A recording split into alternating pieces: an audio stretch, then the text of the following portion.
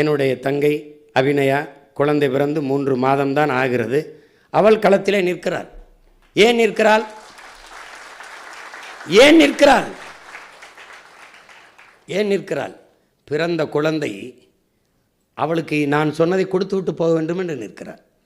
என் பாட்டன் மாளிகை கட்டவில்லையே, என் தாத்தன் எனக்கு பெரிய மாளிகை கட்டவில்லையே, விலை உயர்ந்த மகிழ்வுந்தை வாங்கி வாசலில் நிறுத்தவில்லையே, வங்கியில் கோடி கோடியாக பணம் போட்டு வைக்கவில்லையே.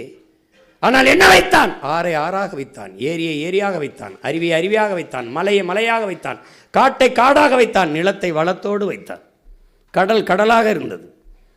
ஆனால் இன்று அப்படி இல்லையே. அது என் பிள்ளைக்கு இருக்க வேண்டும் என்று என் தங்கை களத்திலே நிற்கிறார். அவளுக்கு குழந்தை பிறந்து விட்டது, இடுப்பில் சுமந்து கொண்டு நிற்கிறாள். இன்னொரு தங்கை அனீஸ் ஃபாத்திமா வயிற்றில் 5 மாத கருவை சுமந்து கொண்டிருக்கிறார்.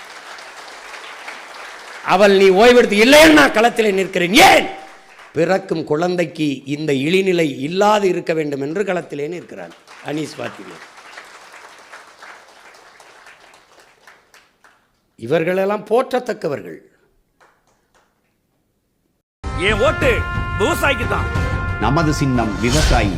ஓட்டு பாருங்க ஓட்ட, அப்புறம் பாருங்க நாட்டை.